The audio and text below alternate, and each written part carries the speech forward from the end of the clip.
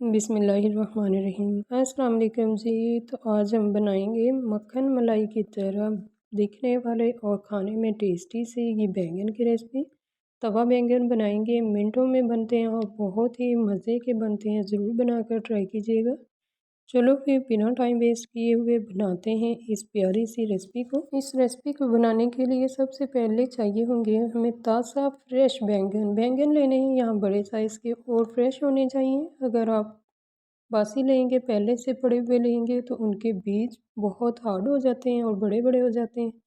इस वजह से आपने फ्रेश बैंगन लेने हैं और आपने देख के लेने हैं, काने वगैरह या ख़राब ना हो। 3 बैंगन काट के हैं मैंने यहाँ पे और एक एक बैंगन के 3-3 पीसीस किए हैं। एक बड़ा बर्तन लेंगे, उसके अंदर पानी शामिल करेंगे, 1 टीस्पून नमक शामिल करेंगे, मिक्स करेंगे और इसके अंदर बैंगन शामिल कर देंगे। बैंगन को अच्छी तरह से डीप करेंगे और कवर करके इसको 5 से 7 मिनट के लिए एक साइड पर रख देंगे। बाकी का काम कर लेते हैं। एक प्लेट के अंदर शामिल करेंगे 1 टीस्पून पिसा हुआ धनिया और 1 टीस्पून ही पिसी हुई लाल मिर्च लेंगे।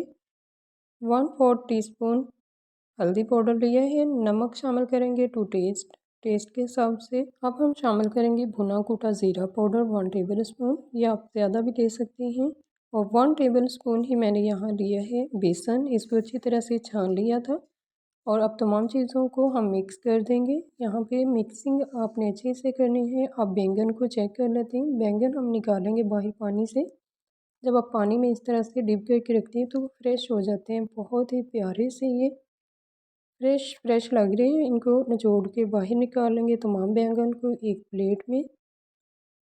तो इसके बाद हमने जो मसाले वगैरह मिक्स करके रखे थे उसके अंदर इस तरह से फिलिंग करेंगे, यानी कि डिप कर लेंगे अच्छी तरह से ताकि दोनों साइडों पे इक्वल ही मसाले लगें। तमाम बैंगन्स को इस तरह से हमने मसाले लगा लिए हैं। और अब इसके बाद मैं आपको बताती हूँ कि हमने इसके अंदर कट्स लगाने हैं।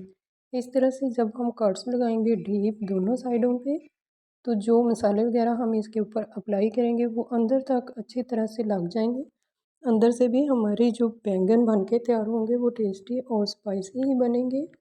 अगर हम कट्स नहीं लगाते तो वो अंदर तक मसाले नहीं जाएंगे, अंदर से फीके ही रहेंगे हमारे ये बैंगन।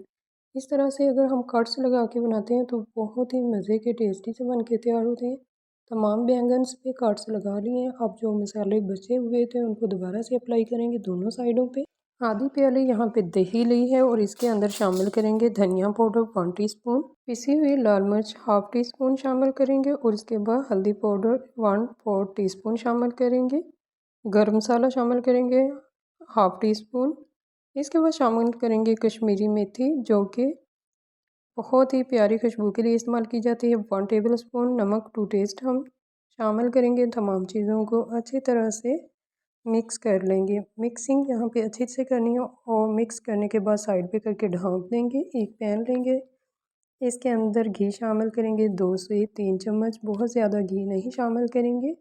और जो हमने बैंगन रखे हुए थे साइड पे मैरिनेट करके, उनको शामिल कर देंगे। मीडियम आंच के ऊपर हम इनको पकाएंगे जब तक 80% तक ये अच्छी तरह से कुक नहीं हो जाते। इस तरह से आपने घी को तमाम साइडों पे फैला देना है।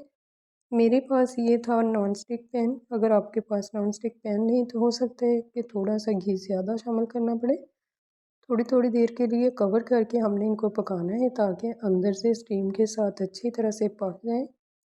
और साइडें आपने इस तरह से चेंज करते जाना है। माशाल्लाह पकने स्टार्ट हो चुके हैं और हल्का हल्का कलर भी आना शुरू हो चुका है। बार बार हम इस तरह से साइडों को चेंज करते जाएंगे और ढाँप के पकाएंगे अपनी स्टीम के साथ। ये बहुत ही अंदर तक जूसी से नरम बन के तैयार होंगे। बाहर से बहुत प्यारा इनका कलर आएगा और ये बहुत ही टेस्टी बन के तवा बैंगन तैयार होते हैं। ज़रूर बनाकर ट्राई कीजिएगा। अगर आपने एक बार इस तरह से बना लिए तो यकीन माने आप और आपके तमाम घर वाले इन बैंगन्स को बहुत ज़्यादा पसंद करेंगे और बार बार खाने की फरमाइश करेंगे। इस तरह से एक एक बैंगन को हम निकालते जाएंगे। जो पहले फ्राई होगा जिस पे अच्छा सा कलर आ जाएगा, तमाम बैंगन्स को बाहर निकाल लेंगे और दोबारा से हम पैन को वॉश करके इसके अंदर घी शामिल करेंगे। 4 चम्मच मैंने यहाँ पे घी शामिल किए हैं। एक प्याज कट करके शामिल कर लिए है जितनी आपको ग्रेवी चाहिए होगी आप उसके हिसाब से प्याज शामिल कर सकती हैं। मैंने यहाँ बड़े साइज़ का एक प्याज शामिल किया है। ज़ीरा शामिल किया है मैंने 1 टीस्पून। आप ये प्याज शामिल करने से पहले भी शामिल कर सकती हैं, लेकिन मैंने बाद में शामिल किया है, कोई बात नहीं।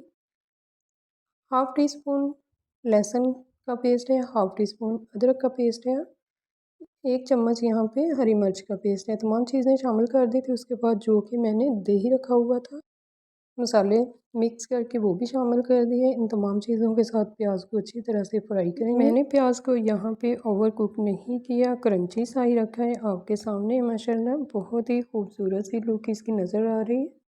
आप इसके अंदर आधा कप मज़ीद पानी शामिल करेंगे। उसी पानी को अच्छी तरह से यहाँ पे खुश्क कर लेंगे। जितनी आपको ग्रेवी चाहिए होगी उसके हिसाब से आप बना सकते हैं, लेकिन तवा फ्राई तो बिल्कुल कम ग्रेवी के अंदर ही अच्छे लगते हैं। आप इसको रोटी के साथ, नान के साथ या चावल के साथ खा सकती हैं। फ्राई किए हुए बैंगन ग्रेवी के अंदर इस तरह से रखेंगे और कवर करके हम इसको पकाएंगे। 2 से 3 मिनट के लिए कवर कर देंगे। 3 मिनट हो चुके हैं, चेक करके देख लेते हैं।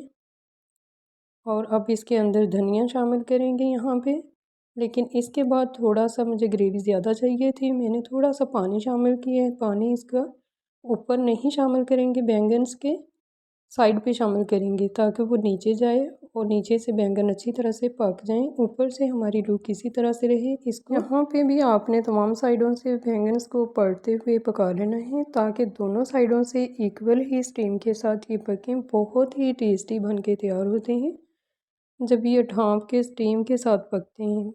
माशाल्लाह इतने मज़े के बने हैं ये, बहुत ही ज़्यादा। अगर आपने एक बार बना लिए तो ज़रूर आप बार बार बनाने पे मजबूर हो जाएंगे और आपके घर वाले बार बार खाने की फरमाइश करेंगे। अब मैं आपको चेक करवाती हूँ, जूसी बन के तैयार हुए हैं माशाल्लाह। ये देखें स्टीम हो चुके हैं अच्छी तरह से। इसको मैं बॉयल चावल के साथ सर्व करूँगी। आप अपनी मर्ज़ी से नान के साथ, चावल के साथ या चपाती के साथ खा सकती हैं। मिलेंगे नई रेसिपी के साथ, तब तक के लिए अल्लाह हाफ़िज़।